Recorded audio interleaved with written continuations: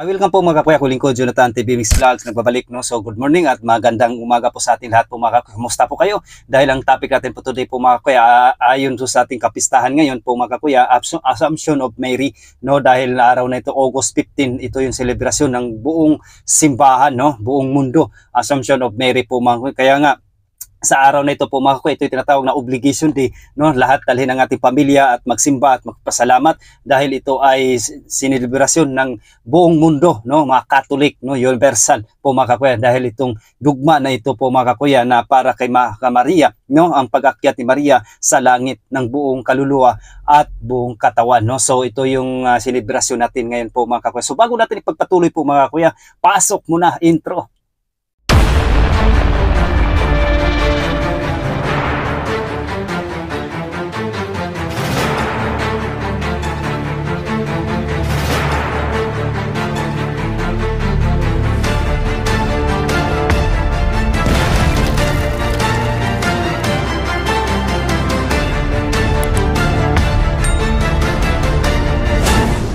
So, kumusta po kayo mga kakuya, no? So, ito yung pagbabalik yung lingkod po mga kakuya. So, ituloy na po natin po mga kakuya. So, ang ating paliwanag ngayon, Assumption of Mary. Ito yung ipaliwanag na ito. Bakit ganun? No? Bakit may selebrasyon ng buong simbahan, Assumption of Mary? Ano bang ibig sabihin ng Assumption of Mary po mga kakuya?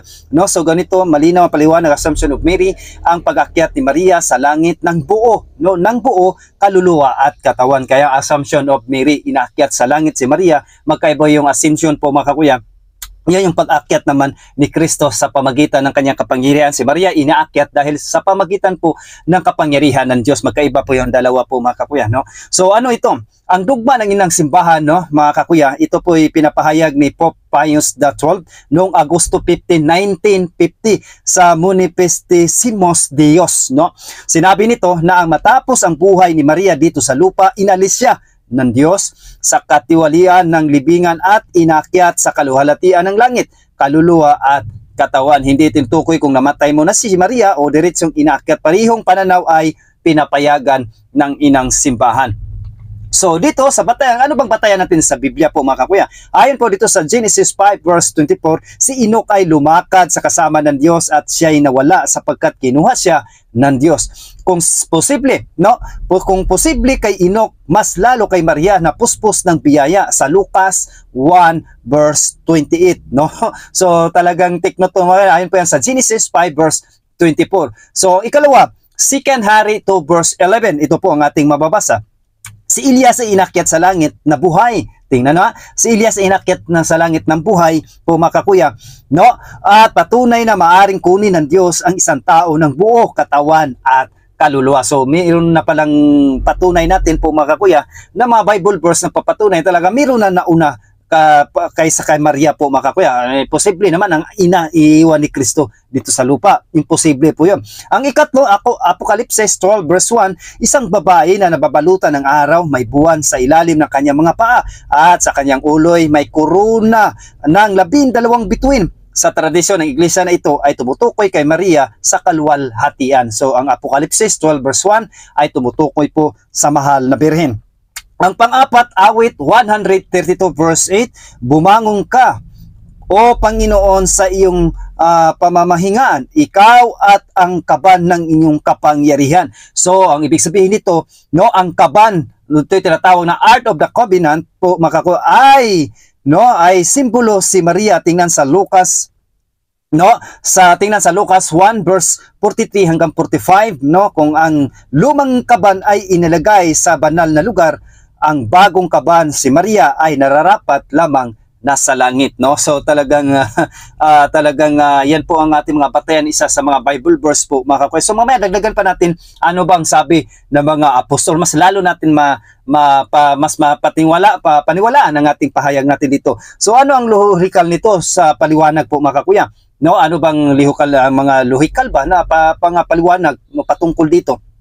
No, una, si Maria ay inang walang kasalanang mana. Ito'y tinatawag nga, mayroon tayong celebration nga mga kuya din, Immaculate Conception po mga kuya. Kaya hindi siya kailangang sumasilalim sa katiwalian ng libingan na resulta ng kasalanan, no, sa Roma 6 verse 23 po, no. So ikalawa, bilang ina ng tagapagligtas, no, ang katawan niya ay naging living art, no. Tingnan na ang kanyang katawan ay tinatawag ding living art ng salita ng Diyos, nararapat lang na parangalan at ilagay sa kaluwalhatian. So tiknot, ang pag-akyat ni Maria ay hindi sariling hindi sariling kapangyarihan niya, no, kundi gawa ng Diyos bilang gantimpala sa kanyang natatanging kabanalan, no. So grabe po mga kakuya, no. So talagang ito yung ating batayan po, isa sa talagang mabibigat ng Bible verse po mga kakuya.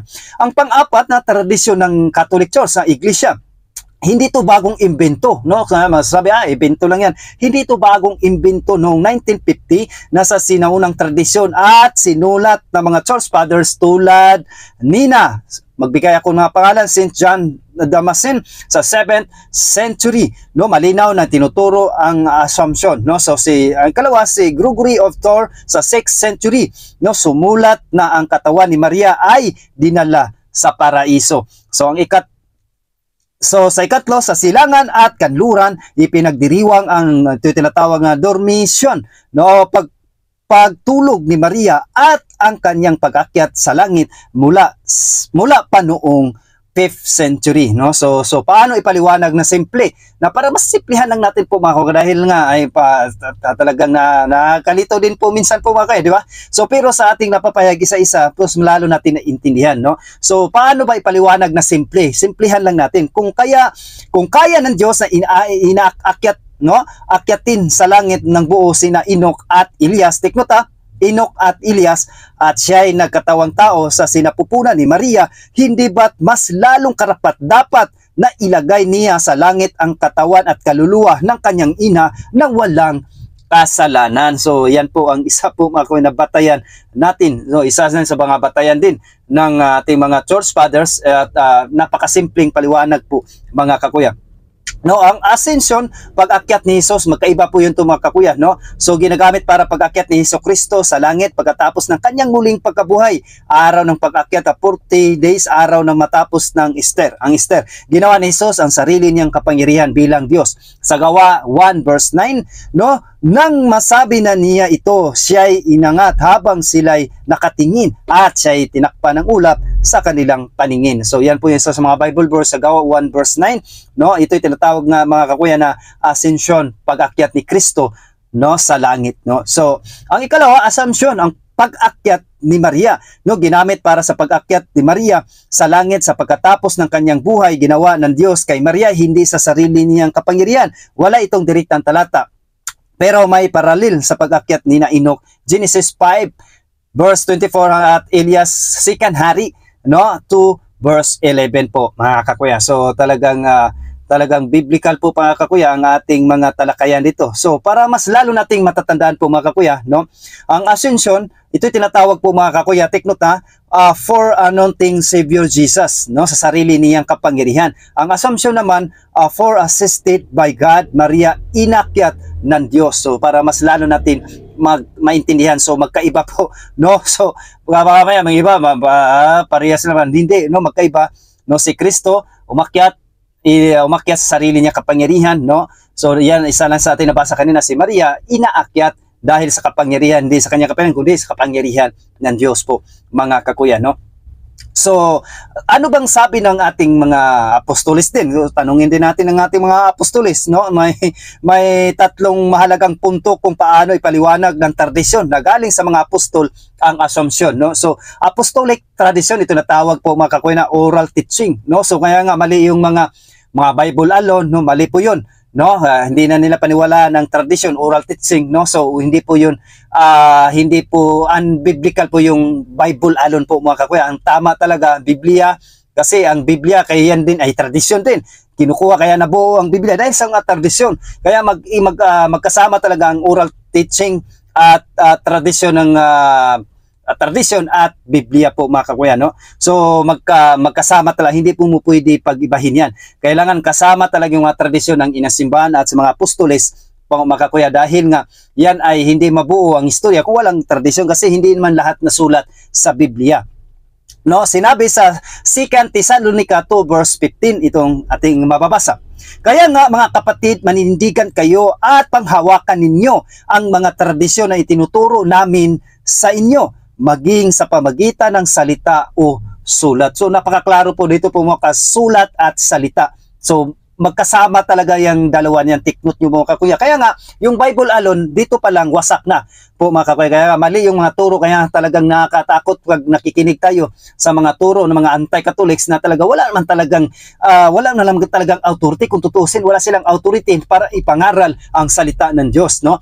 Kaya nga sila na nga nagtayo ng sarili na sikta. Bakit? Dahil sa sarili nilang interpretasyon. Kaya mali ang kanilang interpretasyon. Kaya delikado. Kaya ating kaluluwa, wag natin iaasa doon sa mga taong sa sarili nilang kakayahan lang at hindi galing sa mga apostol. Kaya nga, delikado yung ating kaluluwa dyan. Huwag natin iasa sa tatag lamang ng tao. Kaya nga, kung ikaw ngayon nakikinig, i-search mo yung kung ano bang source mo ngayon. I-search mo sino founder ko. Pag tao yan at hindi si Kristo, ay umalis ka na dyan dahil nga yan ay tatag lamang ng isang tao. Ibig sabihin, wala dyan ang buong katotohanan. Hindi lahat ng aral ay naisulat sa Biblia sa 121 verse 25, no? Ang assumption ay kabilang sa mga tinuturong oral tradisyon. So take note ha, oral tradisyon ng mga apostol na ipinasa sa mga unang Kristiyano lalo na sa Jerusalem at Efeso kung saan nanirahan si Maria. So talagang sa oral tradisyon talaga po mga kakuya. Kaya nga mayroon tayong assumption of Mary. Kaya nga itong mga ating mga anti-Catholics na saan mababasa sa oral tradisyon, tingnan mo kung ano ba sinasabi ng mga tinuturo ng mga apostol, no? So kababasa nga lang natin, no? At ay pag-ingatan pa nga, may babala, ingatan niyo ang salita at sulat. Ibig sabihin galing sa mga tradisyon ng mga apostol. Ikalawa, apostolic understanding of holiness of Mary. So ito po yung ikalawa. Ang mga apostol ay malinaw na nagtuturo na si Maria ay puspos ng biyaya, no? Puspos ng biyaya sa Lucas 1 verse 28 at mapalad sa lahat ng babae. Mapalad daw sa lahat ng babae sa Lucas 1 verse 42. Dahil dito, naniwala ang unang Kristiyano na ang katawan niyang naging living art. Ang katawan daw ni Maria ay naging living art of the covenant ay hindi mararapat mabulok, no? So sa Awit 16 verse 10, no, na ginagamit din para kay Kristo sa Gawa 2 verse 27. So apostolic logic, anong apostolic logic nito? Kung si Elias at si Enoch ay inakyat mas lalo kay Maria. So yan po yung apostolic logic po diyan mga kakuya, no? So kaya nga makikita natin sa oral tradisyon ng mga apostol po mga kakuya, no? So ang ikatlo, patutuo ng mga unang Kristiyano, disciples of the apostles, no? So una, si Saint John the Apostle, ayon sa tradisyon siya ang nag-aalaga kay Maria. Take note na siya ang nag-aalaga kay Maria hanggang sa huli sa Juan 19 verse 27. Grabe, no? So sino ang paniwalaan? Yung mga anti-Catholics, ang alam lang yan, puro banat talang banat. Dito tayo kay St. John the Apostle, ayon sa tradisyon siya ang nag-aalaga kay Maria. Dapat dito tayo makinig. O paniwalaan mo yung ilang dekada, ilang sumulpot, tas diyan ka maniwala, ay mali. Dito tayo maniwala dahil si St. John of the Apostle, siya ang kasama-kasama ni Maria nung hanggang huli daw po mga kakuya. Ikalawa, si John Damascene sa 7th century, ngunit gumagamit ng sinaunang sources ay nagsasabi, ang katawan niya, teknota, ang katawan niya na naging tahanan ng Diyos ay inilipat sa langit sapagkat hindi mararapat na ito'y manatili sa libingan. So ayon po yan kay St. John Damascene, ang mga unang sulat tungkol sa Dormition of Mary ay nagsasabing ang mga apostol ay dinala ng Diyos mula sa iba't ibang lugar upang saksihan ang kanyang pagpanaw at makikita ang kanyang katawan na inaakyat sa kaluwalhatian. Grabe, no? Grabe. No, ang mga apostol na nagpapatunay, no? So, sino ka para paniwalaan namin? Sumulpot ka na lang mga ilang sumulpot ka, tapos nagsasabi ka, bakit inakyat si Maria? Hindi naman totoo yan. Saan kami maniwala? Sa mga apostol? Diyos, sa mga sulat ng mga apostol o sa iyo? No? So, anong buong paliwanag dito ng mga apostol ayon sa tradisyon? Una, hindi nila isinulat ang eksaktong detalye sa Biblia, pero ipinasa nila bilang oral teaching nga, ipinasa nila oral teaching na si Maria ay pinarangalan ng Diyos sa pagkatapos ng buhay ng buhay niya, no? Ginamit nila ang prinsipyo na pagiging puspos ng biyaya, tiknot na, bagong kaban ng tipan at ina ng Diyos para ipakita na ang kanyang katawan ay hindi dapat manatili sa libingan, no? So talagang manatili sa lupa, no? So yan po ang ating napatunayan po mga isa sa ating mga church fathers, lalo na po sa ating mga apostol, no? Na talagang pinagtibay po mga kakuya, no? So kinuha sa mga oral teaching, na oral tradition po mga kakuya, no? So nababasa lang natin hindi lang Biblia kundi tradisyon. Kukunin din natin ang tradisyon po mga kakuya, no? So anong sabi ng ating simbahan dito ayon sa Catechism of the Catholic Church, paragraph 966, ito po ang ating mababasa. Nang matapos ang takbo ng kanyang buhay sa lupa, ang Immaculate Virgin ay kinuha ng Diyos sa kaluwalhatian ng langit, kaluluwa at katawan, at siya'y itinaas bilang rina sa lahat ng bagay upang higit niyang maging ganap na katulad ng anak niya, ang Panginoon ng mga Panginoon at mananakop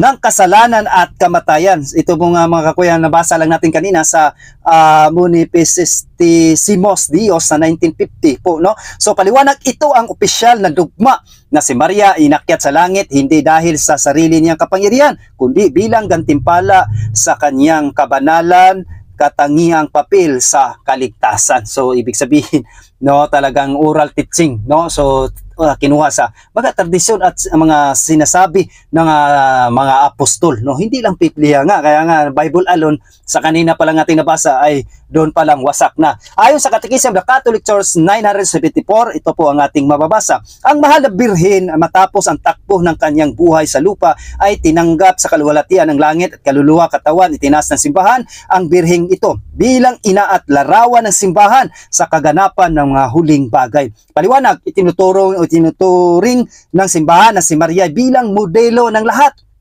ng Kristiyano sa hinaharap pang muling pagkabuhay, no? So siya ang modelo ng ating panampalatayang Kristiyano, ang ina ng ating Panginoong Hesukristo. So dagdag pa sa Catechism, paragraph 491 hanggang 492 tungkol sa Immaculate Conception na pundasyon ng Assumption, no? So yan po, isa yan sa isang pasyan sa Catechism of the Catholic Church 2853, no, ipinakita na si Maria ay nakibahagi sa tagumpay ng anak laban sa kasalanan at kamatayan. So mga kakuya, na dapat magsimba po tayo sa araw nito, August 15, dahil obligation po natin ito na magsimba kung wala naman dahilan, no, magsimba at kasama ang buong pamilya. Napaka mapalad tayo po mga kuya, hindi swerte, kasi ang swerte galing yan sa mga mapalad tayo sa ating lahat ng mga Kristiyano, dahil meron tayong ina ang nag-aalaga sa atin, no?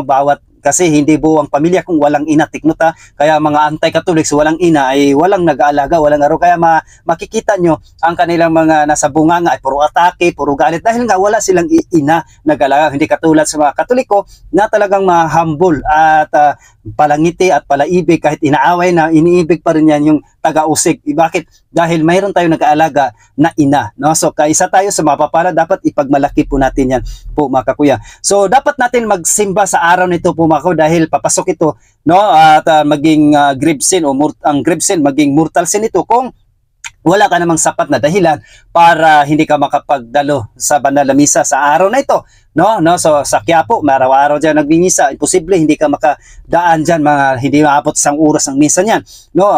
Magpahantong talaga sa mortal sin kung wala kang sapat na dahilan, no? Hindi ka makapagsimba sa araw ito, dahil nga ito ay obligation din natin po mga kakuya, no? Pangalawa, dahil hindi ka makapagdalo, hindi ka makapagsimpa dahil nag-alaga ka ng sakit, no, at wala talagang ibang maiwanan, so sa social media ka na lang, okay lang yun, no? So mas mahalaga at mas maganda talaga, no, makapagdalo tayo at makareceive tayo ng body of Christ sa araw na ito. So talaga ito yung napakamapalad tayo mga Kristiyano. So paliwanag ayon sa simbahan, no, sa Canon Law 1246 hanggang, no, sa Canon Law 1246 na kasama sa listahan ng mga holy days obligation ang Assumption of the Blessed Virgin Mary, August 15, no, sa Canon Law 1247. Sa mga araw na ito, obligadong dumalo sa misa at iwasan ang mga gawain na humahadlang sa pagsamba. So mamaya mag-8 oras lang ako, hindi na ako mag-overtime, no? So mag-8 oras lang ako mamaya, so diretso na tayo simba.